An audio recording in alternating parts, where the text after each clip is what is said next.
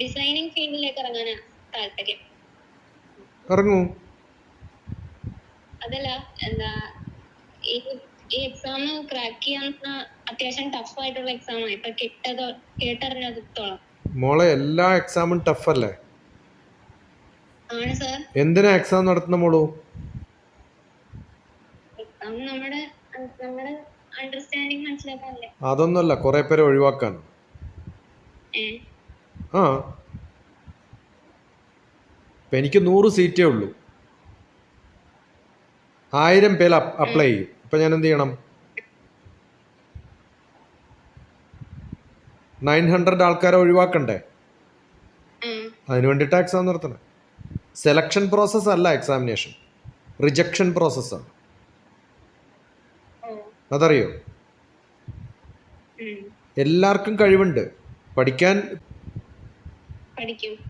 പക്ഷെ എല്ലാരെയും പഠിപ്പിക്കാൻ പറ്റുമോ? എനിക്കങ്ങനെ താല്പര്യമുള്ള കുറേ പേരുണ്ടാവും. അവരെല്ലാരെയും പഠിപ്പിക്കാനുള്ള സാഹചര്യം, ഫെസിലിറ്റി എനിക്കില്ലാത്തത് കൊണ്ട് ഞാൻ എന്ത് ചെയ്യും? കുറേ പേരെ പുറത്താക്കും. ഓക്കെ, അപ്പോൾ അതിൽ പെടണമെങ്കിൽ അവരുടെ കോഴ്സിന് ആവശ്യമായിട്ടുള്ള കുറേ കഴിവുകൾ ഉണ്ടാവണം. അപ്പോൾ ഒരു ഡിസൈനർക്ക് ഏറ്റവും അത്യാവശ്യം എന്താ മോളെ? ഡിസൈനിങ് തിങ്കിങ് വേണം, പിന്നെ വരയ്ക്കണം, നല്ല ക്രിയേറ്റിവിറ്റി വേണം. അപ്പോൾ ഇപ്പം മാത്സ്, ഫിസിക്സ്, കെമിസ്ട്രി ആണോ പഠിക്കുന്നത്? ബയോളജിയും പഠിക്കണ്ടോ? അപ്പോൾ എന്തിനൊക്കെ എക്സാം എഴുതാനാ പ്ലാൻ 12 കഴിഞ്ഞിട്ട്? എനിക്ക് എഞ്ചിനീയറിംഗിന് എക്സാം എഴുതണമെന്നുണ്ട്, കീം എഴുതണമെന്നുണ്ട്. പിന്നെ അല്ലാണ്ട് ഞാൻ കൂടുതലായിട്ട് ഫോക്കസ് ചെയ്യുന്നത് ഇങ്ങനെ ഡിസൈനിങ് മേഖലയിലുള്ള എക്സാംസ്. അതെ, ഏത് എക്സാമാന്ന് പറ. NID കിട്ടണമെങ്കിൽ ഏത് എക്സാം എഴുതേണ്ടത്? NID എന്ന് പറഞ്ഞ എക്സാം എഴുതണം. ഓക്കെ, അതിന്റെ ക്വസ്റ്റ്യൻ പേപ്പർ നോക്കിയോ മോള്? നോക്കി, പ്രീവിയസ് ഇയർ ക്വസ്റ്റ്യൻസ് നോക്കി. എന്നിട്ടോ അതിൽ ഏത് ഭാഗം ഏറ്റവും ടഫ് ആയിട്ടുള്ള ഒരു ക്വസ്റ്റ്യൻ പറ, അല്ലെങ്കിൽ വരാൻ പോകുന്ന ഒരു ക്വസ്റ്റ്യൻ പറ മോള്. ഉറപ്പായിട്ടും വരുമെന്നുള്ള ഒരു ക്വസ്റ്റ്യൻ ലോജിക്കൽ റീസണിംഗ്. ഒരു ക്വസ്റ്റ്യനാ പറയാൻ പറഞ്ഞത്, ഞാൻ ചാപ്റ്റർ അല്ല പറയാൻ പറഞ്ഞത്.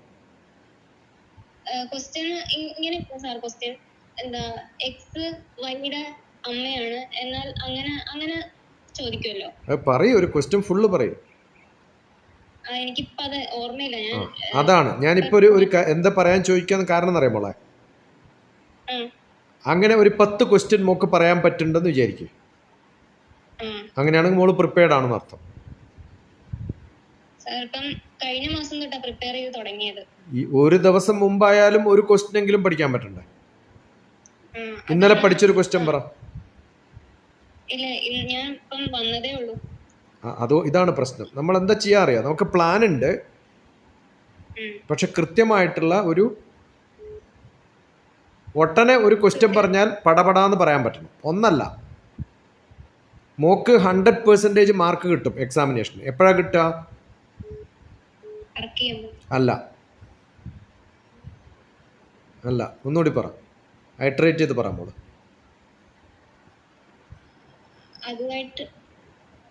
100% മാർക്ക് കിട്ടണം എനിക്കൊരു എക്സാമിനേഷന്. അതെപ്പോഴാണ് കിട്ടുക? അല്ല എൻ്റെ കുട്ടിയെ, വരാൻ പോകുന്ന 100 ക്വസ്റ്റ്യനും എനിക്ക് ഗസ് ചെയ്യാൻ പറ്റിയെന്ന് വിചാരിക്കും.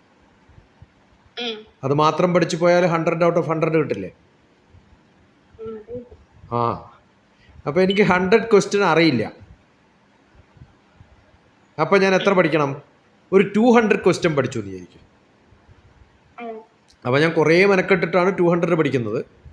അതിൽ 50% ആണ് 100. അത് വന്നാൽ എനിക്ക് 100 ഔട്ട് ഓഫ് 100 കിട്ടും. അപ്പം നല്ല ക്വസ്റ്റ്യൻസ് ഗസ് ചെയ്യാനുള്ള കഴിവാണ്.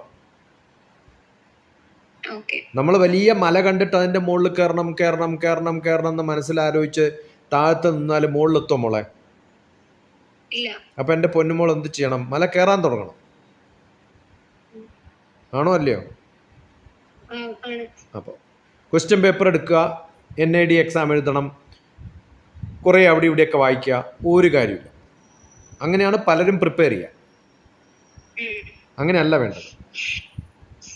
NID എക്സാമിന്റെ പഴയ ക്വസ്റ്റ്യൻ പേപ്പർ നോക്കി എന്നാണ് മോൾ എന്നോട് പറഞ്ഞത്, ആണോ അല്ലയോ? അതെ. അപ്പം ഞാൻ ഉടനെ ചോദിച്ചത് എന്താണ്? ഒരു ക്വസ്റ്റ്യൻ പറയാം. ക്വസ്റ്റ്യൻ പറയാം. അത് ഒട്ടനെ പറയാൻ പറ്റുന്നതാണെങ്കിൽ മോള് പ്രിപ്പറേഷൻ തുടങ്ങിയെന്നർത്ഥം. മനസ്സിലായോ? ഇംഗ്ലീഷിലുള്ള ഒരു ക്വസ്റ്റ്യൻ പറയൂ, വരാൻ പോകുന്നത്. ഇംഗ്ലീഷോ? ആ ഇംഗ്ലീഷ് കോംപ്രിഹെൻഷൻ. ഒരു ക്വസ്റ്റ്യൻ പറയൂ. സാർ എനിക്ക് ഓർമ്മയില്ല അതിനെ കുറിച്ച്. ഞാൻ കൂടുതൽ ആ പോർഷനിലേക്കൊന്നും പോയില്ല. ഓക്കെ, ഞാൻ ഒരു കാര്യം പറയാം. ആ കഴിവ് മോക്കുണ്ടോയെന്ന് ഞാൻ ഇപ്പം പറയാം. എങ്ങനെ അറിയോ? അറിയണോ വേണ്ടയോ? പറ സാർ. അത് ഇപ്പം നമ്മൾ സംസാരിക്കുന്ന ഇംഗ്ലീഷിലല്ലല്ലോ, മലയാളത്തിലല്ലേ. അതെ. ആ ഇപ്പം ഇത്ര വരെ സംസാരിച്ച സംഭവം അല്ലെങ്കിൽ ഇനി സംസാരിക്കണുണ്ടെങ്കിൽ ആ കംപ്ലീറ്റ് സംസാരിച്ച കാര്യം കൃത്യമായിട്ട് ഇംഗ്ലീഷിൽ അതിൻ്റെ കോംപ്രഹെൻഷൻ എഴുതി അയക്കുക. എന്താണ് ഞാൻ മോളോട് സംസാരിച്ചത് എന്നുള്ളതിൻ്റെ പോയിന്റ്സ് ഒക്കെ നോട്ട് ചെയ്ത് കൃത്യമായിട്ട് കറക്റ്റായിട്ട് അത് എഴുതാൻ പറ്റിയെന്ന് വിചാരിക്കും. ഒരു ബുക്ക് വായിക്കുമ്പോൾ അതിൻ്റെ പ്രിസൈസ് ആയിട്ടൊരു സംഭവം വായിക്കാൻ പറ്റിയെന്ന് വിചാരിക്കും. എന്തിനാ ഇങ്ങനെ പഠിപ്പിക്കുന്നത്? കോംപ്രഹെൻഷൻ ടെസ്റ്റ് എന്തിനാ NIDയിൽ ആവശ്യം? ഏതെങ്കിലും എൻട്രൻസ് എക്സാമിനേഷനൊക്കെ എന്തിനാണ് ഇംഗ്ലീഷ് കോംപ്രഹെൻഷൻ എന്ന് ചോദിച്ചാൽ, നമ്മൾ വലിയൊരു ഡോക്യുമെൻ്റ് വായിച്ചിട്ട് അല്ലെങ്കിൽ ഏതെങ്കിലും ഒരാളുടെ റിക്വയർമെൻറ്റ് വരും നമുക്ക്, അയാൾ വിശദമായി എഴുതിയിട്ടാണ് തരിക. അത് വായിച്ച് മനസ്സിലാക്കിയാലല്ലേ എനിക്കതിനെ ഒരു ഡിസൈനാക്കിയിട്ട് മാറ്റാൻ പറ്റുള്ളൂ. അല്ലെങ്കിൽ ഒരാൾ കുറ്റം പറയുകയാണ്, ആ കുറ്റം പറയുന്നത് എന്താണെന്ന് മനസ്സിലാക്കിയാലേ എനിക്ക് കറക്റ്റ് ചെയ്യാൻ പറ്റുള്ളൂ. അത് ഞാൻ ശ്രദ്ധിച്ച് കേട്ട് ആ പോയിന്റ്സ് ഒക്കെ എൻ്റെ മനസ്സിൽ നോട്ട് ചെയ്ത് വെച്ച് ആണ് സംസാരിക്കുന്നത്. അതുപോലെ നമ്മൾ സംസാരിക്കുമ്പോൾ കൃത്യമായിട്ട് പോയിന്റ്സ് എഴുതി വെച്ച് അത് മനസ്സിലാക്കി ആ ഒരു ശീലമുള്ള ഒരാളാണെങ്കിൽ ഒരു പരീക്ഷ വരുമ്പോൾ തന്നെ ഉടനെ പറയാൻ പറ്റും. ഇപ്പം കോംപ്രഹെൻഷൻ കൃത്യമായിട്ട് പഠിക്കുക, മാത്തമാറ്റിക്സ് നന്നായിട്ട് പഠിക്കുക. ഇപ്പം മോൾ ഇനിയും തിരിച്ച് സ്കൂളിൽ തന്നെ പോണോ? ഇപ്പൊ വന്നിട്ട് എത്ര ദിവസമായി?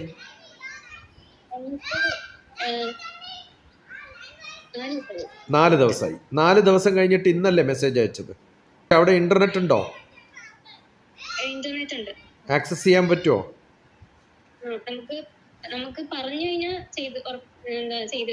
അതല്ലാതെ ഇങ്ങനെ തോന്നുമ്പോ വിളിക്കാൻ പറ്റില്ല. ഒന്നും പെർമിഷൻ ഉണ്ടാവില്ലല്ലോ. ഏതെങ്കിലും ഒരു ഓപ്പൺ കോഴ്സ് ചെയ്യാൻ പറ്റുമോ മോക്ക്?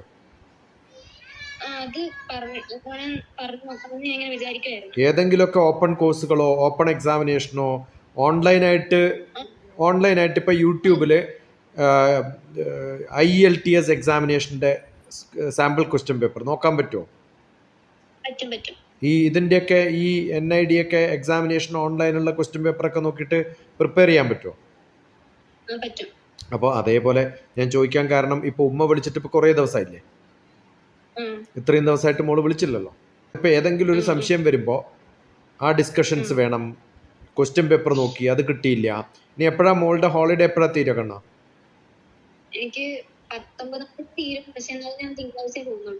ഓക്കെ,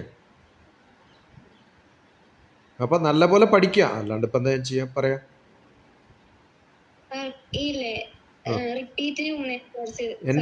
എന്റെ കുട്ട എന്നെ വിളിക്കുന്നതിൽ 90% ആൾക്കാരും ഇപ്പം ഈ മോളുടെ സിറ്റുവേഷൻ എൻറ്റയർലി ഡിഫറെന്റ് ആണ്. അങ്ങനെ പ്രിപ്പയർ ചെയ്യുന്ന ഒരു ഗ്രൂപ്പ് ഒന്നും ഇല്ലല്ലോ അവിടെ. ഈ എൻട്രൻസ് എക്സാമിനേഷന് പ്രിപ്പയർ ചെയ്യുന്ന ഒരു ഗ്രൂപ്പും കോച്ചിങ്ങും ഒക്കെ തരുന്നുണ്ടോ അവര്?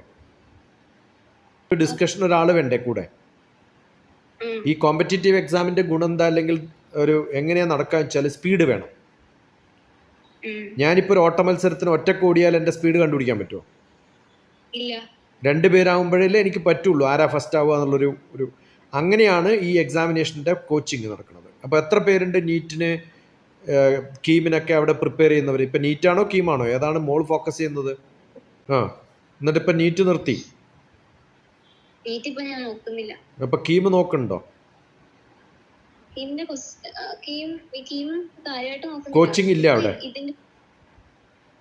ഇല്ല, മൊത്തത്തിൽ എൻട്രൻസ് തരുന്നത്. അതെ, അപ്പൊ കുറെ ഇത്തരം കോച്ചിങ്ങുകളൊക്കെ അതാരാ തരുന്നത്? പുറത്തുനിന്നുള്ള ആരെങ്കിലും ആണോ? സ്വന്തം പ്രിപ്പയർ ചെയ്യാൻ പറ്റുമോ? ഇന്റർനെറ്റ് കിട്ടുമോ? അല്ലെങ്കിൽ കുറെ കോച്ചിങ് സാമ്പിൾസ് എടുക്കുക, അല്ലെങ്കിൽ ഇപ്പോൾ ഏതെങ്കിലും ഹോളിഡേയ്സിലും വെക്കേഷനോ അല്ലല്ലേ തനിക്ക് എന്തെങ്കിലും ഇങ്ങനെ ആക്സസ് ചെയ്യാൻ പറ്റുള്ളൂ. ഇനി ഈ കോച്ചിങ് സെന്ററുകളൊക്കെ പൊളിയാൻ മോളെ, ഇവരൊക്കെ കാശുണ്ടാക്കാൻ ചെയ്യുന്നവരാ. പറ്റുന്നത്ര പ്രിപ്പയർ ചെയ്യുക, എന്നിട്ട് എക്സാം എഴുതി നോക്ക്. എന്നിട്ടും പറ്റില്ല എന്നുണ്ടെങ്കിൽ പിന്നെ ഹോളിഡേയ്സ് ഒക്കെ കിട്ടുമല്ലോ ഇടയിലിടയിൽ, ആ സമയത്തൊക്കെ വീട്ടിൽ വരുന്ന സമയത്തൊക്കെ കൃത്യമായിട്ട് ആവശ്യമുള്ള മെറ്റീരിയലൊക്കെ കളക്ട് ചെയ്ത് കൊണ്ടുപോയി പഠിക്കുക. അവിടെ നിങ്ങൾ ഈ കോച്ചിങ് ഒക്കെ കൊടുക്കേണ്ടതുകൊണ്ട് റെസിഡൻഷ്യലിൽ ഇഷ്ടമുള്ള കുട്ടികളൊന്നുമില്ലേ? ഇങ്ങനെ ഈ ആക്ടിവിറ്റി ഒക്കെ ചെയ്യണമെന്നോ പഠിക്കണമെന്നോ ഇവിടെയൊക്കെ പോകണമെന്നോ ആഗ്രഹമുള്ള കുട്ടികളൊന്നും ഇല്ലേ? പക്ഷേ വീട്ടിൽ നിന്ന് സമ്മതിക്കില്ല, ഇങ്ങനെ ഡിസൈനിങ് ഫീൽഡിലോട്ടൊന്നും ഇറങ്ങാനോ അങ്ങനെ സമ്മതിക്കില്ല. ആരെ? കുട്ടികളെ? പേരൻസും. അതെന്താ കാരണം? അത് അംഗീകരിക്കാനായിരിക്കും. നിങ്ങൾ ധൈര്യത്തിൽ മോള് എഴുതുക. ആദ്യം വേണ്ടത് നമുക്ക് ആ ഒരു ആപ്റ്റിറ്റ്യൂഡാണ്. അപ്പോൾ മിക്കവാറും ക്വസ്റ്റ്യൻസിൽ ആപ്റ്റിറ്റ്യൂഡ് ടെസ്റ്റ് ഉണ്ടാവുക. നമ്പർ 2 എഴുതുന്ന എക്സാമിനേഷൻ എന്ന് പറയുന്നത് logical reasoning, analytical skill, mathematical ability, ഇതൊക്കെ എളുപ്പം പഠിക്കാൻ പറ്റുന്നത്. പക്ഷെ എൻ്റെ കുറേ കോഴ്സുകൾ ഉണ്ടാവും ഇതിനൊക്കെ ഞാൻ പഠിപ്പിക്കുന്ന, പല ബിടെക്കിനും MBAക്കും BBAക്കും ഒക്കെ പഠിപ്പിക്കുന്നുണ്ട്. അതിലൊക്കെ ഞാനിങ്ങനെ പടപടാന്ന് പറയുക ചെയ്യാം ക്വസ്റ്റ്യൻസ് ഒക്കെ. ഓക്കെ, ആ ക്വസ്റ്റ്യൻസ് ഒക്കെ കുട്ടികൾക്ക് മാത്തമാറ്റിക്സ് ആക്കി മാറ്റാൻ പറ്റും എന്നുണ്ടെങ്കിൽ, പക്ഷെ മിക്കവാറും ക്വസ്റ്റ്യൻസ് വായിക്കാനും അതിന് ആൻസർ എഴുതാനും ഒക്കെ ഒരു മിനിറ്റൊക്കെ കിട്ടാം. അപ്പോൾ ഫാസ്റ്റായിട്ട് ചെയ്യാൻ പറ്റുന്നവരാണ് പാസ്സാവുക. മനസ്സിലായോ? അപ്പോൾ മോള് കോമ്പീറ്റ് ചെയ്യുന്നത് മോളുടെ അതേ പ്രായത്തിലുള്ള അതേ നോളജ് ഉള്ളവരാണ്, അതുകൊണ്ട് ഭയപ്പെടാനൊന്നുമില്ല. മനസ്സിലാവുണ്ടോ? അപ്പോൾ കുറേ ക്വസ്റ്റ്യൻ എടുക്കുക. പിന്നെ ഇതിൽ ഓൺട്രപ്രനർ ആവണം എന്ന് വിചാരിക്കുക. സ്വന്തമായിട്ട് നമുക്കൊരു ബിസിനസ് തുടങ്ങി ഡിസൈൻ ചെയ്യാനാണ് അറിവ് വേണ്ടതെന്ന് വിചാരിക്കുക. ഈ പഠിക്കേണ്ട ആവശ്യമൊന്നുമില്ല ആ കഴിവുള്ള ഒരാൾക്ക്. സ്വന്തമായിട്ട് ഒരു പ്ലാൻ വരയ്ക്കാൻ പറ്റുന്ന ഒരാൾക്ക് പ്ലാൻ വരച്ചു കൊടുക്കാം. അതിനെ അപ്രൂവ് ചെയ്യാൻ വേണ്ടിയിട്ടുള്ളൊരു എഞ്ചിനീയറെ താഴത്ത് നിർത്തും. കാരണം ഇതൊക്കെ പ്രൊഫഷണൽ പ്രോഗ്രാമുകളാണ്. അപ്പോൾ ഡിസൈനിങ് എന്ന് പറഞ്ഞിട്ട് പോകുന്നിടത്ത് ചിലപ്പോൾ നമ്മളെ ഡ്രസ്സ് ഡിസൈനിങ്ങാണ് പഠിപ്പിക്കുന്നുണ്ടാവുക. പക്ഷെ എൻ്റെ ഡിസൈനിങ് എനിക്ക് ക്ലോത്ത് അല്ല ഇഷ്ടം, എനിക്ക് ലെതറാണ് ഇഷ്ടം. അവിടെ പഠിപ്പിക്കുന്ന ലെതറേ ആവണമെന്നില്ല. ഇതിൽ തന്നെ കുറേ സ്പെഷ്യലൈസേഷൻസ് ഉണ്ട്. എനിക്ക് ബിൽഡിംഗ് ഡിസൈനിങ് ആണ് ഇഷ്ടം, എനിക്കൊരു സിറ്റി ഡിസൈൻ ചെയ്യാനാണ് ഇഷ്ടം. അങ്ങനെയാണെങ്കിൽ ആർക്കിടെക്റ്റ് ആണ് ഏറ്റവും നല്ല പണി. അപ്പോൾ BArch എഴുതണം. BArch എഴുതണം മോള്. ആണ്, അതും എഴുതണം. അതും ഡിസൈനിങ് ആണ്. ഏറ്റവും നല്ല ഡിസൈനിങ് എന്ന് പറഞ്ഞാൽ ബിൽഡിംഗ് ഡിസൈനിങ് ആണ്. അല്ലാണ്ട് ചെരുപ്പ് മാത്രം ഡിസൈൻ ചെയ്താൽ മതിയോ? അപ്പോൾ ഡിസൈനിങ് എന്ന് പറയുന്നത് വലിയൊരു സബ്ജക്റ്റാണ്. മറ്റൊന്ന്, നമ്മൾ ഏതെങ്കിലും സോഫ്റ്റ്വെയർ ഒക്കെ ഉണ്ടാക്കിയിട്ട് കമ്പ്യൂട്ടറിൽ ഡിസൈൻ ചെയ്യും, പ്രോഗ്രാമിങ്. അതിന് ഡിസൈൻ തിങ്കിങ് എന്ന് പറഞ്ഞിട്ടൊരു സബ്ജക്റ്റാണ്. മനസ്സിലായോ? അപ്പം നമ്മളിപ്പോൾ ഏതെങ്കിലും ഒരാൾക്കൊരു മൊമെൻറ്റോ കൊടുക്കുന്നു, ആ മൊമെൻറ്റോ ഡിസൈൻ ചെയ്യണമല്ലോ ആദ്യം. ആ ഡിസൈൻ ചെയ്യുന്നത് കമ്പ്യൂട്ടറിലാണ് ഡിസൈൻ ചെയ്യാം. അതൊരാളുടെ പടം വെച്ചു, അതിന് കറസ്പോണ്ടിങ് ആയിട്ടൊരു ടൈറ്റിൽ ഉണ്ടാക്കുന്നു, അതിനെക്കുറിച്ച് നമ്മൾ എഴുതിയിട്ട് അയാൾക്കൊരു സർട്ടിഫിക്കറ്റ് ഡിസൈൻ ചെയ്യുന്നു. അത് യുണീക്കായിട്ട് ചെയ്യാൻ പറ്റുന്നത് ഡിസൈനിങ്ങിൻ്റെ ഭാഗമാണ്. കമ്പ്യൂട്ടർ സയൻസ് ആണ് ആ subject. Doctor TPS design thinking എന്ന് പറഞ്ഞിട്ടൊരു അടിച്ചു കഴിഞ്ഞാൽ ഞാൻ കുറേ സ്ഥലത്ത് വർക്ക്ഷോപ്പ് കൊടുക്കുന്നതാണ് ബിടെക് പഠിക്കുന്ന കുട്ടികളെ. ഇവിടെ വാറങ്കൽ എന്ന് പറയുന്ന സ്ഥലത്ത് യൂണിവേഴ്സിറ്റിയിൽ ഡിസൈൻ തിങ്കിങ് ക്ലാസ് എടുക്കുന്നതാണ്. വാറങ്കൽ, ഹൈദരാബാദിൽ. നമ്മളിപ്പോൾ ഒരു ഫ്ലാസ്ക് ഡിസൈൻ ചെയ്യുന്നു എന്ന് വിചാരിക്കും, അല്ലെങ്കിൽ ഒരു കപ്പ് ഡിസൈൻ ചെയ്യുന്നു. ഇതൊക്കെ ഡിസൈനിങ്ങിൻ്റെ ഭാഗമാണ്. അതിൻ്റെ ഹാൻഡിൽ എവിടെ വെക്കണം, അതിൻ്റെ ഷേപ്പ് എങ്ങനെ വേണം, മനസ്സിലാവുന്നുണ്ട് എൻ്റെ കുട്ടിക്ക്? Designing is a big subject. അപ്പോൾ ഇത് പഠിച്ചത് കൊണ്ട് അത് ചെയ്യാൻ പറ്റുന്ന ഒരാളാണെന്നില്ല. ഒരു ഉദാഹരണത്തിന് ഇപ്പം പുട്ടുപൊടിയുടെ പ്രോഡക്റ്റ് ഉണ്ടാക്കുന്നു, അതിനൊരു കവർ ഡിസൈൻ ചെയ്യണം. അത് വളരെ അട്രാക്റ്റീവ് ആവണം, വേണ്ടേ? ഒരു സോപ്പ് ഉണ്ടാക്കുന്ന ആൾക്ക് ഷേപ്പ്, വ്യത്യസ്തമായ സോപ്പിന് ഷേപ്പ് ഉണ്ട്. ഡ്രസ്സ് ഡിസൈൻ ചെയ്യണം, ഓരോരാൾക്ക് നോക്കിയിട്ട് ഡിസൈൻ ചെയ്യണം. ഇതൊക്കെ ഡിസൈനിങ്ങിൻ്റെ ഭാഗമാണ്. ഇത് കമ്പ്യൂട്ടർ ബേസ്ഡ് ആയിട്ടുള്ള കുറേ സംഭവങ്ങൾ അറിയണം. മിക്കവാറും ഡിസൈൻ സബ്ജക്റ്റുകളിൽ പഠിപ്പിക്കുന്നത് ഇതിൻ്റെ ചെറിയൊരു ഭാഗമായിരിക്കും. ആ ചെയ്യുന്നവർക്കൊക്കെ അവസാനം ജോലി കിട്ടുക ഏതെങ്കിലും ഒരു ഡിസൈനിങ് കമ്പനിയുടെ കീഴിലല്ലേ. ഡിസൈൻ കമ്പനി ആരാ നടത്തുക? അതിൽ താല്പര്യമുള്ള ഒരാൾ ആണോ അല്ലയോ? കുറേ ഐഡിയ ഉള്ള ഒരാൾ അല്ലേ? ഇപ്പം ഞാനൊരു ഡിസൈൻ കമ്പനി തുടങ്ങി, എനിക്ക് അങ്ങനെ കുറേ ഐഡിയ ഒക്കെ ഉണ്ട്. ഫർഹാന വന്നിട്ട് പറയാണ് ഇങ്ങനെയാണ് ഡിസൈൻ ചെയ്യേണ്ടത്, ഞാൻ സമ്മതിക്കുമോ? ഞാൻ പറയും പോയി പണി നോക്കാൻ പറയും, എനിക്കറിയാം എങ്ങനെയാണ് ഡിസൈൻ ചെയ്യേണ്ടത്. ഞാൻ പറഞ്ഞത് താൻ ചെയ്താൽ മതി എന്ന് പറഞ്ഞു. കേട്ടിരിക്കില്ല. മിക്കവാറും ഡിസൈനേഴ്സ് ഏറ്റവും വലിയൊരു ബുദ്ധിമുട്ട് എന്താ വെച്ചാൽ, ഹൈലി ക്രിയേറ്റീവ് ആയിട്ടുള്ള ഫർഹാനക്ക് വേറൊരു ക്രിയേറ്റീവ് ആയിട്ടുള്ളവരുടെ കൂടെയോ അതേ തോട്ട് പ്രോസസ്സിലുള്ളവരുടെ കൂടെയോ അല്ലാതെ വർക്ക് ചെയ്യാൻ പറ്റില്ല. അവർക്ക് വേണ്ടത്, ഒരു ഡിസൈനർക്ക് വേണ്ടത് വേറൊരു ഡിസൈനറെ അല്ല കൂടെ വേണ്ടത്.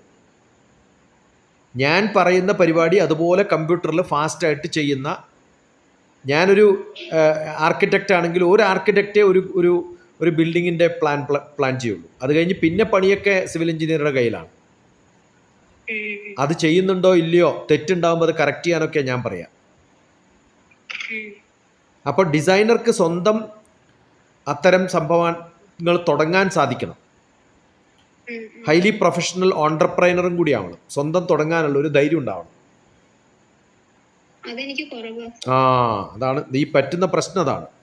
അപ്പോൾ എന്ത് പറ്റും, നമ്മൾ വേറൊരാളുടെ കീഴിൽ വർക്ക് ചെയ്യുമ്പോൾ സാറ്റിസ്ഫാക്ഷൻ കിട്ടില്ല, നമുക്ക് സ്വന്തം തുടങ്ങാനുള്ള ധൈര്യമില്ല. അതെ, ഇഷ്ടപ്പെട്ട ജോലി എന്ന് പറയുന്നത് എന്താണെന്ന് ഞാൻ ചോദിക്കുന്നത്. ഇപ്പം മോക്ക് കുക്കിംഗ് ഇഷ്ടമാണ്, പക്ഷെ ഞാൻ കുക്ക് ചെയ്യാൻ തുടങ്ങുമ്പോൾ ഈ ഏറ്റവും നല്ല ഡിസൈനിങ്ങിനെ ഞാൻ പറയാം. ഇപ്പം ഞാൻ നല്ലൊരു കുക്കിംഗ് ഇഷ്ടമുള്ള ഒരാളാണ്. ഞാൻ നല്ലൊരു ഫുഡ് ഉണ്ടാക്കിയിട്ട് അതിനെ ഡിസൈൻ ചെയ്ത് വെക്കും. ഈ കേക്ക് ഉണ്ടാക്കുന്നത് മാത്രമല്ലോ, കേക്കിൻ്റെ മുകളിൽ ചെയ്യുന്ന കുറേ ഡിസൈൻ ഉണ്ടല്ലോ. ഡെക്കറേഷൻസ് ഒക്കെ ഡിസൈനിങ് ആണ്. ആ ഡിസൈൻ ചെയ്യുന്ന ഒരാൾക്ക്, ഞാൻ കുക്കിംഗ് ഇഷ്ടമല്ല, എനിക്ക് ഡിസൈനിങ് മാത്രമേ ഇഷ്ടമുള്ളൂ, വേറൊരു കുക്ക് സമ്മതിക്കുമോ? അയാൾ പറയും ഞാൻ ചെയ്തോളാം, എനിക്കറിയാം എങ്ങനെ ഡിസൈൻ ചെയ്യണമെന്ന്. അപ്പോൾ ഈ പൂർണ്ണമായിട്ടുള്ളൊരു താല്പര്യത്തോടു കൂടിയും പാഷനോടു കൂടിയും ചെയ്യാൻ പറ്റുന്ന ഒരാൾക്ക് അവരുടെ കീഴിൽ വേറൊരാൾ വർക്ക് ചെയ്യുന്നത് വളരെ വിരളമാണ്. ഈ ഡിസൈനിങ്ങിൻ്റെ ഒരു പ്രോബ്ലം അതാണ്. അതുകൊണ്ട് നല്ല ഓൺടർപ്രൈനർ ആവണം, നല്ല ഐഡിയാസ് ഉണ്ടാവണം, നല്ല പോലെ ഈ ഡിസൈനിങ് ഒക്കെ പഠിച്ചിട്ട്. ഞാൻ കുവൈറ്റിൽ അങ്ങാണ്ട് പോയ സമയത്ത് എൻ്റെ ഒരു റിലേറ്റീവിൻ്റെ ഒരു മകള് അവിടെ ഏതോ ജെട്ടി ഉണ്ടാക്കുന്ന കമ്പനിയിൽ സിറ്റിയിൽ നിന്നും 200 കിലോമീറ്റർ ദൂരെ ചെറിയൊരു ഷെഡിലാണ് വർക്ക് ചെയ്യുന്നത്. സങ്കടം തോന്നി എനിക്ക്. പക്ഷെ അധികകാലം നിന്നില്ല. ഞാൻ പറഞ്ഞു അത് വിട്ട് വന്നിട്ട് വല്ല MBAയും പഠിച്ചിട്ട് മാനേജർ ആവാൻ പറഞ്ഞു. അവിടെ മനസ്സിലാവുന്നുണ്ടോ? അപ്പം നമ്മൾ ഉദ്ദേശിക്കുന്ന ആ ഒരു പാഷൻ ഉണ്ടെങ്കിൽ, എനിക്ക് സ്വന്തം ചെയ്യാൻ പറ്റുകയാണെങ്കിൽ, അപ്പോൾ അടുത്ത ചോദ്യം വരും, സ്വന്തം ചെയ്യാൻ പറ്റുന്ന ഒരാൾക്ക് ഇതൊന്നും ഒരു സ്ട്രക്ചേർഡ് കോഴ്സിൽ ഏതെങ്കിലും ആൾക്കാരുടെ കൂടെ ഒന്നും അവിടെ പഠിപ്പിക്കുന്ന ആളൊന്നും ഇതുവരെ ഡിസൈനിങ് ചെയ്തിട്ടുണ്ടാവില്ല. കാരണം അങ്ങനെ ഡിസൈൻ ചെയ്തിട്ട് കാശുണ്ടാക്കുന്ന ഒരാൾ പഠിപ്പിക്കേണ്ട പണിക്ക് പോകുമോ? നല്ലൊരു കുക്കിനെ പഠിപ്പിക്കാൻ പോവോ അല്ല കുക്ക് ചെയ്യാൻ പോവോ? അതാണ് പറയുന്നത്. അപ്പോൾ മിക്കവാറും ഇത്തരം ഇൻസ്റ്റിറ്റ്യൂട്ടിലൊക്കെ പോയി കഴിയുമ്പോഴാണ് മനസ്സിലാവുക, ഈടാ ഇവിടെ ഇതൊന്നും അതല്ല നടക്കണത്. പക്ഷെ ഒരു ഡിഗ്രി ആവശ്യമാണ്. അതിൻ്റെ കൂടെ പാരലായിട്ട് നമുക്ക് ഡിസൈനിങ്ങിൻ്റെ എബിലിറ്റിയും കൂടി ഉണ്ടെങ്കിൽ, ഞാൻ മോളോട് പറയാൻ കാരണം എന്ന് വെച്ചാൽ, ഇപ്പം ഇത് കഴിഞ്ഞ് റിപ്പീറ്റ് ചെയ്യണമെന്നൊരു ചോദ്യം ചോദിച്ചല്ലോ, അതിനുത്തരം പറഞ്ഞതാണ്. അതിനേക്കാളും ബെസ്റ്റ് എന്താ വെച്ചാൽ, ഇപ്പോൾ കമ്പ്യൂട്ടർ സയൻസ് ചേർന്നു എന്ന് വിചാരിക്കുക, അത് കഴിഞ്ഞിട്ട് കമ്പ്യൂട്ടറിൽ ഡിസൈൻ കുറേ പഠിക്കുക, അതിൻ്റെ കൂടെ ഡിസൈനിങ്ങും പാരലലി പഠിച്ചിട്ട് അതിലൊരു പ്രൊഫഷൻ സ്വന്തം കണ്ടെത്താൻ പറ്റുകയാണെങ്കിൽ യു വിൽ ബിക്കം ഗ്രേറ്റ്. കുറേ ക്വസ്റ്റ്യൻ പേപ്പേഴ്സ് എടുത്തിട്ട് അത് പൂർണ്ണമായിട്ട് പഠിച്ചിട്ട്, ഇപ്പം ഞാൻ ഇപ്പം മോളോട് ചോദിച്ച സമയത്ത് 4 ക്വസ്റ്റ്യൻ മോക്ക് ഗസ് ചെയ്യാൻ പറ്റിയില്ലല്ലോ. ഒരാഴ്ച പ്രിപ്പയർ ചെയ്തിട്ട് മോക്ക് പറ്റുമോ നോക്കും. അങ്ങനെയാണ് പഠിപ്പിക്കുക. അല്ലാതെ ഞാൻ ആ ക്വസ്റ്റ്യൻ ആൻസർ അല്ല പഠിപ്പിക്കേണ്ടത്. അപ്പോൾ വേറൊരാൾക്ക് തീരുമാനിക്കാൻ പറ്റുമൊന്നുമില്ല മോക്ക് അതിനുള്ള കഴിവുണ്ടോ ഇല്ലയോ. ഇനി കഴിവില്ലാത്തവരല്ലേ ഞാൻ പഠിപ്പിക്കേണ്ടത്, ആണോ അല്ലയോ? അപ്പോൾ മോക്ക് പാഷൻ ഉണ്ടെന്ന് എനിക്ക് മനസ്സിലായി, താല്പര്യം ഉണ്ടെന്ന് എനിക്ക് മനസ്സിലായി. ആ ആപ്റ്റിറ്റ്യൂഡും ആറ്റിറ്റ്യൂഡും ഒക്കെ ഉണ്ട് മോക്ക്. പക്ഷേ ആ സ്കില്ലുണ്ടോ എന്ന് ചോദിച്ചു കഴിഞ്ഞാൽ സ്കില്ല് ഇപ്പം ഉണ്ടാവില്ല. ആ സ്കില്ലുണ്ടോ ഓപ്പർച്യൂണിറ്റി എന്ന് വെച്ചാൽ ഓപ്പർച്യൂണിറ്റി തീരെ ഇല്ല. ആ ഓപ്പർച്യൂണിറ്റി ഇപ്പം തീരെ ഇല്ലാണ്ടിരിക്കാൻ കാരണം ആ ഒരു സിറ്റുവേഷനിൽ പഠിക്കാൻ പറ്റുന്ന ഓപ്പർച്യൂണിറ്റി അല്ല. നല്ല കമ്പനി വേണം, നല്ല ഡിസ്കസ് ചെയ്യാൻ പറ്റുന്ന ആൾ വേണം, നല്ല ഫാക്കൽറ്റി വേണം, നല്ല പോലെ ഗൈഡ് ചെയ്യാൻ പറ്റണം, നല്ല പോലെ ഡയറക്റ്റ് ചെയ്യാൻ പറ്റണം, ഇൻ്റർനെറ്റ് ഉപയോഗിക്കാൻ പറ്റണം, കുറേ കോഴ്സുകൾ സ്വന്തം ചെയ്യാൻ പറ്റണം. ഇനി ഇതൊക്കെ ഉണ്ടാക്കാൻ പറ്റുന്ന ഏതെങ്കിലും ഒരു കോഴ്സിന് ഇമ്മീഡിയറ്റായിട്ട് കീം എഴുതി BArcന് ശ്രമിക്കുക, NEDക്ക് ശ്രമിക്കുക. ഇതൊന്നും കിട്ടിയില്ല എന്നുണ്ടെങ്കിലും ബിടെക്കിന് ചേരുക, വീട്ടിൽ നിന്ന് പോയിട്ട് വരാൻ പറ്റുന്ന അല്ലെങ്കിൽ കമ്പ്യൂട്ടർ ഉപയോഗിക്കാൻ പറ്റുന്ന സ്ഥലത്ത് ജോയിൻ ചെയ്യുക, പാരലലി പ്രിപ്പയർ ചെയ്യുക. ഓക്കെ. അതല്ലാതെ റിപ്പീറ്റ് ചെയ്യുക എന്നുള്ളൊരു സംഭവത്തിലേക്ക് കേരളം ഒഴികെ ബാക്കി ലോകത്തിൽ ആരും പോവാറില്ല. അതുകൊണ്ട് മാത്രം ജീവിക്കുന്ന കുറേ ആൾക്കാരുണ്ട്. അത്രയും ഇത് മൊത്തം എല്ലാം കേട്ട് കഴിഞ്ഞപ്പോ അതിനെക്കുറിച്ചൊക്കെ ചെയ്തിട്ടെങ്കിലും കിട്ടണം എന്നൊരു മനസ്സിൽ കയറിപ്പോയി. അല്ല, അതൊക്കെ നല്ലതാണ്. ആ ആറ്റിറ്റ്യൂഡ് മോക്കുണ്ടെന്ന് ഞാൻ പറഞ്ഞല്ലോ. അതല്ലെങ്കിൽ ഉമ്മ പറയില്ലല്ലോ എൻ്റെ ഒരു മോളുണ്ട് ഇങ്ങനെ, അവൾക്ക് ഇന്നതാണ് താല്പര്യം, ഒന്നും എൻ്റെ അടുത്ത് നേരത്തെ പറഞ്ഞേൽപ്പിക്കില്ലല്ലോ. അതൊക്കെ എനിക്ക് ഓർമ്മയുണ്ട്. ഉമ്മ പറഞ്ഞതും ഒക്കെ എനിക്ക് ഓർമ്മയുണ്ട്. ഡ്രോയിങ് ക്ലാസ് ഒന്നും അല്ല പോണ്ടത് അതിനകത്ത്. അത് സാധാരണ ഡ്രോയിങ് ക്ലാസ്. ഇപ്പോൾ കൊണ്ടോട്ടിയിൽ ഇത് പഠിപ്പിക്കാൻ പറ്റിയ ഒരു ഡ്രോയിങ് ക്ലാസ് ഒന്നും കൊണ്ടോട്ടിയിൽ ഉണ്ടാവില്ല എന്ന് 100% ഷുവറായിരിക്കും. അല്ല മോളു, അതല്ല അതിൻ്റെ കീ, അതല്ല. അതുകൊണ്ടാണ് ഞാൻ പറഞ്ഞത്. ആ കീ എന്ന് പറയുന്നത് ഇത് ഈ എക്സാമിനേഷൻ ഡ്രോയിങ് അങ്ങനെയാണ്. ഇപ്പോൾ ഡ്രോയിങ് മാഷൊക്കെ ഉടനെ ഡിസൈനിങ്ങിന് കിട്ടണ്ടേ. അയാൾ അതല്ല അതിൻ്റെ ക്രക്സ് എന്ന് പറയുന്നത് എന്താ വെച്ചാൽ, ഒരു പനോരമിക് വ്യൂ എന്ന് പറഞ്ഞിട്ടൊരു വ്യൂ ഉണ്ട്, ഓർത്തോഗണൽ വ്യൂ എന്ന് പറഞ്ഞിട്ടൊരു വ്യൂ ഉണ്ട്. Panoramic view, orthogonal view. നമ്മളിപ്പോൾ ഒരു സിലിണ്ടർ നേരെ നോക്കിയാൽ സിലിണ്ടർ ആയിട്ട് കാണില്ല, സർക്കിളായിട്ടാണ് കാണാം 2 ഡയമെൻഷനിൽ. അതിൻ്റെ സൈഡിലൂടെ നോക്കുന്ന സമയത്ത് ഒരു സ്ക്വയർ ആയിട്ടാണ്, റെക്റ്റാങ്കിൾ ആയിട്ടാണ് കാണുക. ഈ കാണുന്നതിനെയൊക്കെ 2 വെച്ചിട്ട് മൂന്നാമതൊന്ന് സൃഷ്ടിക്കാൻ പറ്റുമ്പോഴാണ് നമ്മൾ ഇപ്പം നടക്കുന്നതൊക്കെ കമ്പ്യൂട്ടർ ഡിസൈനിങ് ആണ്. അതിനകത്തുള്ള കുറേ സോഫ്റ്റ്വെയർ ഉണ്ട്, മായ സോഫ്റ്റ്വെയർ, 3D Max. ഇതിലേക്കൊക്കെ നാളെ തനിക്ക് പഠിക്കാനുള്ള കഴിവുണ്ടോയെന്ന് ടെസ്റ്റ് ചെയ്യുന്ന ടെസ്റ്റാണ് ഞാൻ നടത്തുക. അപ്പോൾ ഈ സോഫ്റ്റ്വെയർ ഒക്കെ പഠിച്ച ഒരാൾക്ക് മാത്രമേ അതിലേക്ക് എത്താൻ പറ്റുള്ളൂ. ഞാനൊക്കെ 3D Max ഒക്കെ കുറേ വർഷം മുമ്പ് പഠിച്ച ആളാണ്, അതുകൊണ്ടാണ് പറയുന്നത്. മനസ്സിലായോ? അപ്പോൾ ഈ ആപ്റ്റിറ്റ്യൂഡൊക്കെ ഉള്ളവർക്ക് മാത്രമേ നാളെ ഒരു കമ്പ്യൂട്ടർ എയ്ഡഡ് ഡിസൈനിങ് ആണ് CAD. Computer aided designing CAD ഇപ്പം കമ്പ്യൂട്ടർ എയ്ഡഡ് ഡിസൈനിങ് CAD എന്നാണ് പറയാം. CAD സോഫ്റ്റ്വെയർ എന്ന് വെച്ച് CAD സോഫ്റ്റ്വെയർ പഠിപ്പിക്കുന്നവരടുത്ത് പോയാൽ ഇത് പറ്റില്ല. ഇതൊരു കോമ്പിനേഷൻ ഉള്ളൊരു സബ്ജക്റ്റാണ്. ക്രിയേറ്റിവിറ്റി വേണം, ഡിസൈനിങ് എബിലിറ്റി വേണം, ഡ്രോയിങ് എബിലിറ്റി വേണം. പക്ഷേ ഡ്രോയിങ് എബിലിറ്റി എന്ന് പറഞ്ഞാൽ എനിക്ക് ഡ്രോയിങ് എബിലിറ്റി അല്ല വേണ്ടത്. അത് മനസ്സിൽ കണ്ടതിനെ കമ്പ്യൂട്ടറിലേക്ക് ചാർത്താൻ പറ്റണം. അനിമേഷൻ, സിമുലേഷൻ, ഇതൊക്കെയാണ് ചെയ്യുക. അപ്പോൾ ഇതൊക്കെ സോഫ്റ്റ്വെയർ ബേസ്ഡ് സംഭവമാണ്. കമ്പ്യൂട്ടറിലാണ് എൻ്റെ ആക്സസ് ഉണ്ടാവേണ്ടത്, അതൊരു ഇൻഡിവിജ്വലിനല്ല. അത് മോളൊരു കാര്യം ചെയ്യേണ്ട. ഇപ്പം എത്ര ദിവസം ഉണ്ട് വീട്ടിൽ? അതെ, ഒരാഴ്ചയുണ്ട്, ഓൾമോസ്റ്റ് 5 days ഉണ്ട്. ഇന്റർനെറ്റ് ഉണ്ടോ, ലാപ്ടോപ്പ് ഉണ്ടോ? ഫോണുണ്ടോ? എനിക്കറിയില്ല ഫോണിൽ സാധിക്കുമോ എന്നുള്ളത്. പക്ഷെ പറ്റുന്ന നോക്കാം. MOOC, MOOC, massive open online courses. Massive open online courses, designing courses. Okay, എന്നൊക്കെ അടിച്ചു നോക്കിയാൽ അതിനകത്ത് ചില കോഴ്സുകളൊക്കെ ഒരാഴ്ച കൊണ്ട് തീർക്കാൻ പറ്റും. മനസ്സിലായോ? അതിനുള്ള ബേസിക് ഡിസൈൻ തിങ്കിങ് എന്നൊക്കെ പറഞ്ഞ കോഴ്സുകളുണ്ട്. ഈ കോഴ്സുകളിലൊക്കെ ഡ്രോയിങ് എബിലിറ്റി, ഈ എല്ലാ എൻജിനീയറിംഗ് സബ്ജക്റ്റിലും ഡ്രോയിങ് ആവശ്യമാണ്. അവരുടെ ബേസിക് ആയിട്ടുള്ള ഒരു ഡ്രോയിങ് ഉണ്ട് എൻജിനീയറിങ്ങിന്. എല്ലാത്തിനും, എല്ലാ കോഴ്സിനും ഒരു ബേസിക് ഡ്രോയിങ് ഉണ്ടെന്നാണ് പറയണത്. മനസ്സിലായോ? അപ്പോൾ ആ ഡ്രോയിങ് കോഴ്സുകൾ നമ്മൾ ചെയ്യുന്നതൊക്കെ ഇതിൻ്റെ ഒരു ഭാഗമാണ്. കമ്പ്യൂട്ടർ ബേസ്ഡ് പ്രോഗ്രാംസ് ആണ് അതൊക്കെ. അപ്പോൾ ആ എബിലിറ്റി ആണ് വേണ്ടത്. അല്ലാതെ സാധാരണ ഡ്രോയിങ് മാഷുടെ കീഴിൽ ഡ്രോയിങ് പഠിപ്പിക്കുന്നതല്ല. അതുപോലെ GK പഠിച്ചെടുക്കാൻ പറ്റുമെന്നല്ല പറയേണ്ടത്. GK എന്ന് പറയുന്നത് നമ്മുടെ കറണ്ട് അഫയേഴ്സ് ആണ്. അതെ, അല്ല ഇപ്പൊ ന്യൂസ് പേപ്പർ വായിക്കുന്നുണ്ടോ? ഇപ്പം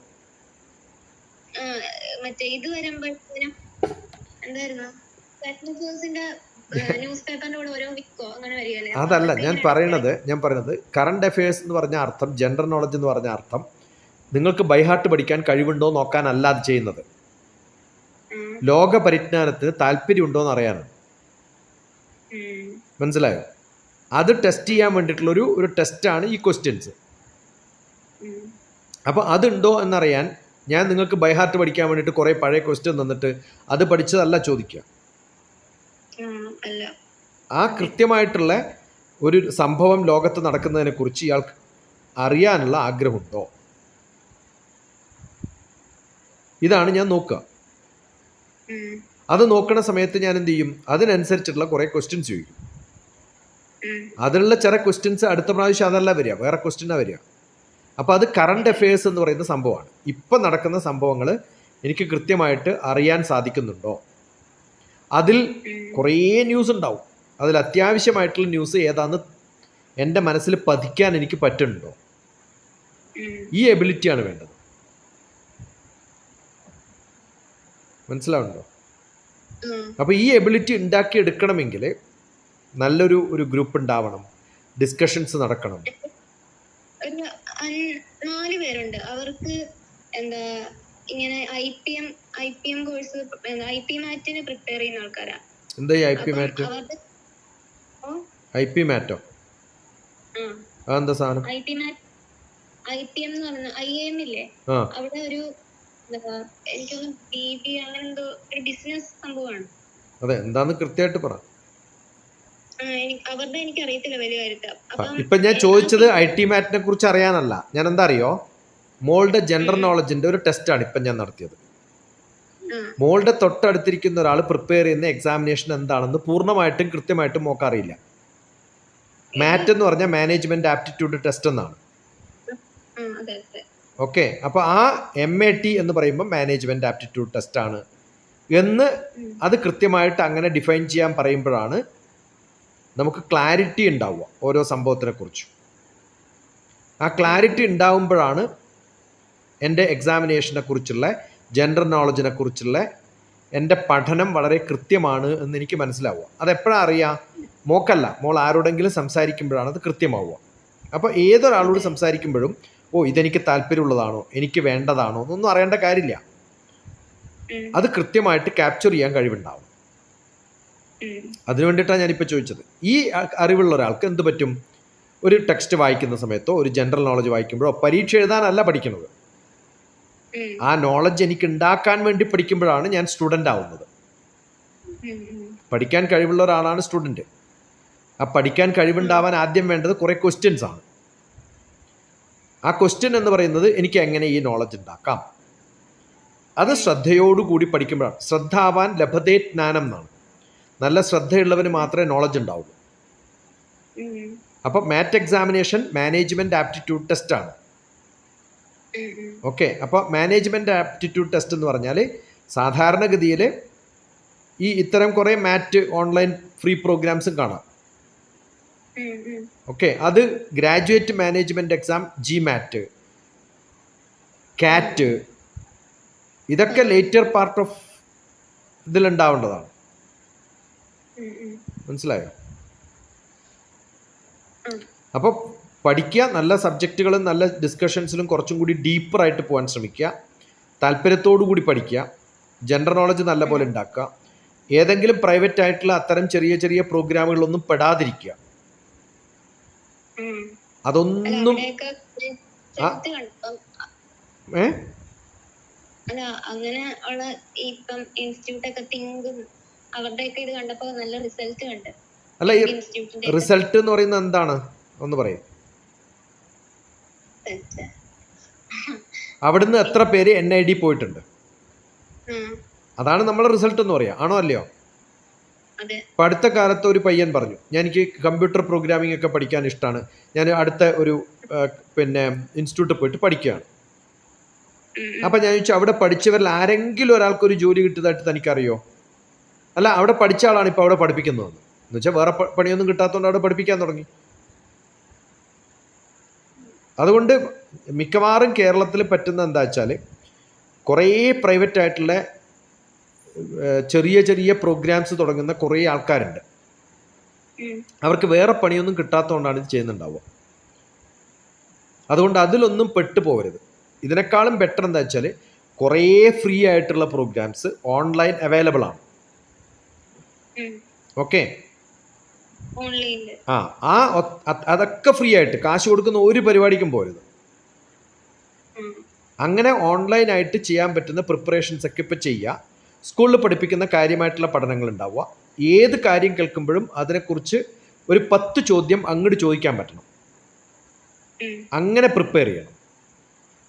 നമ്മൾ കേൾക്കുന്നത് കൃത്യമായിട്ട് കേൾക്കുമ്പോഴേ തിരിച്ച് കുറേ ചോദ്യങ്ങൾ ചോദിക്കാൻ പറ്റുള്ളൂ. ഒരാൾ ഒരു കാര്യം വന്ന് പറയാണ്, ഇന്ന സ്ഥലത്ത് കോച്ചിങ് കൊടുക്കുന്നുണ്ട്, അവിടെ കൊടുത്ത് എത്ര പേര് പാസ്സായിട്ടുണ്ട്? ആ ചോദിക്കുമ്പോഴാണ് ചോദിക്കാനുള്ള കഴിവുണ്ടാവുന്നത്. IT മാറ്റ് എന്തോ, അതെന്താ എക്സാം എന്ന് കൃത്യമായിട്ട് ചോദിക്കുക. IIM എന്ന് പറഞ്ഞാൽ എന്താണ്, അവിടെ പോകണമെങ്കിൽ ഏത് കോഴ്സാണ് പഠിക്കേണ്ടത്? ഓക്കെ, NIFT എന്താണ്? അവിടുത്തെ പഴയ കോഴ്സുകൾക്ക് എന്തൊക്കെ പഠിക്കുമ്പോഴാണ് കിട്ടുന്നത്, അതിൻ്റെ എൻട്രൻസ് എക്സാമിനേഷൻ എന്തൊക്കെയാണ് ഉണ്ടാവുക? NID എന്താണ്? നാഷണൽ ഇൻസ്റ്റിറ്റ്യൂട്ട് ഓഫ് ഡിസൈനിങ് ആണ്. അതിന് പാരലായിട്ടുള്ള പല കോഴ്സുകൾ വേറെ എന്തൊക്കെയാണ്? അങ്ങനെ ഓരോന്നും പഠിക്കുക. എന്നിട്ട് ഒന്നും കൂടി പ്രിപ്പയർ ചെയ്തിട്ട് എന്നെ വിളിക്കുമ്പോളൂ. ഓക്കെ.